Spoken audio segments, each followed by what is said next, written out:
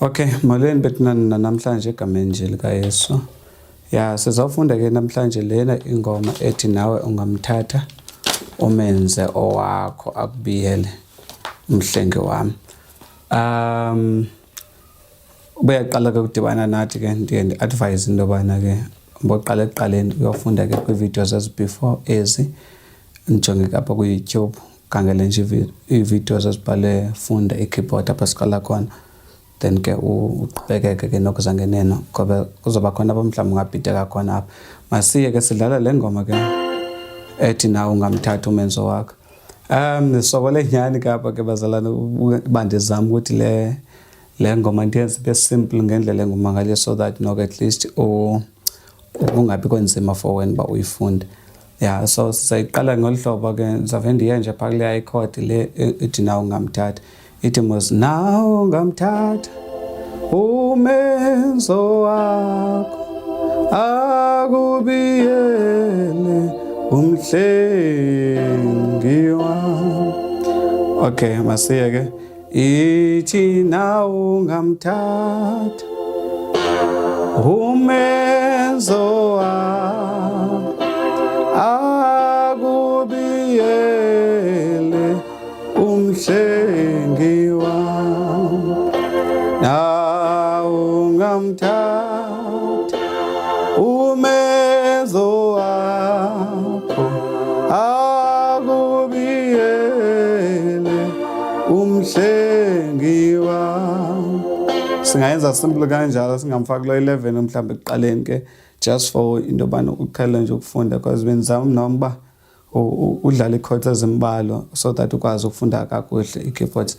Si-basic chords ke sisidlalayo noko zi-chords enyana nje mhlawumbe ekubalulekile ukuthi uzogqitha kuzo xa udlalayo. Masiya futhi nawe ungamthatha nangu ufo wami nabe ofo bambonge ndibacofile ndicinga uyayibona ke mntakaba wayengicofe kanje umenze wakho nangu wakho akubiyele. Ndiyafuna umfake ke la 11 lwana apha kwameni kwethuba kodwa ke masibe simgqithi umhlengi wami because ndifuna ukuqhelana naye la 11 because isininzi sexesha ingoma siyathanda ujikeleza apha kuye. Masiphinde siye ke nawe ungamthatha umenze wakho akubiyele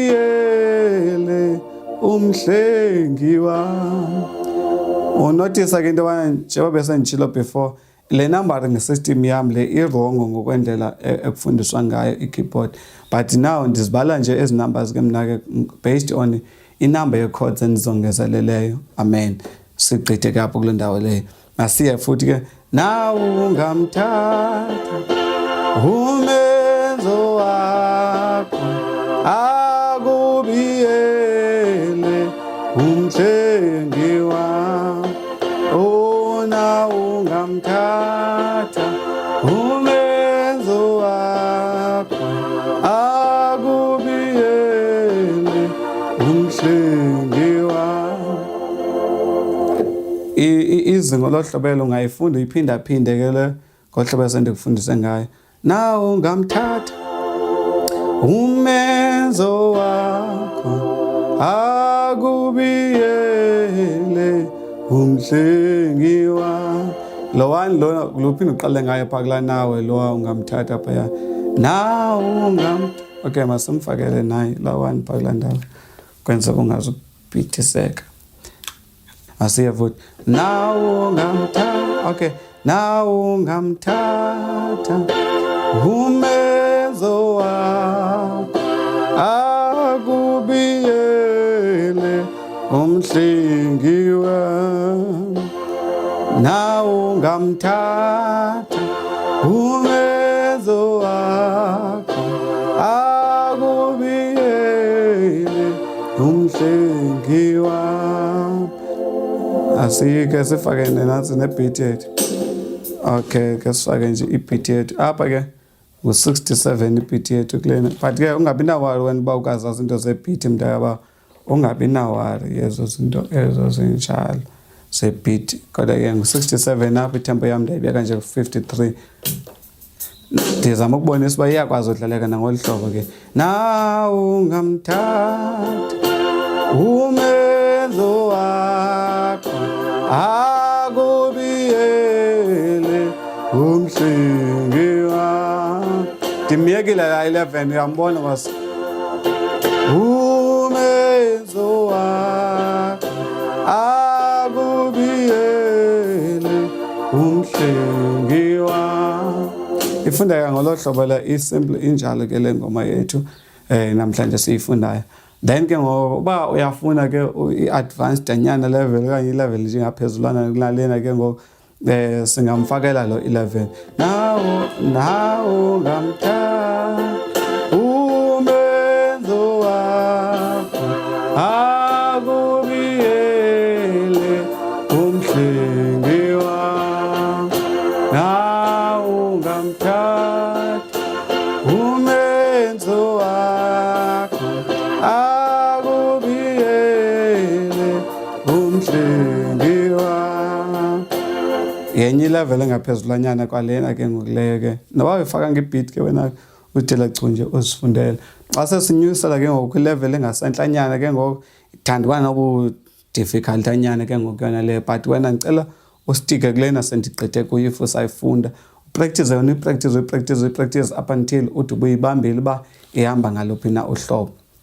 And then ke ngoku ke xa sesiye sinyusa kancinci ke ngoku ke inzimanyana ke ndifuna ukuxoka ke le ndaba masiye kodwa ke masibe sitshile masathi siya fill in kwezi ndawo ezi siya fill in sidlala noba ngantoni as long as sizobuyela phaya. But ke lena ke inabunzinyanyana kancinci kodwa ithi nawe ungamthatha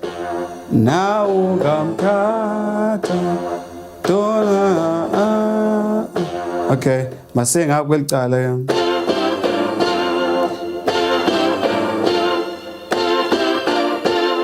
Nawe ungamthatha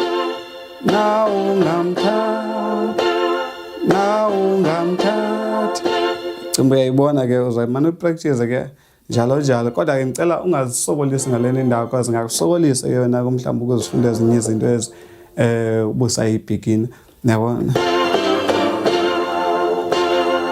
Umenze owakho akubiyele umhlengi wakho.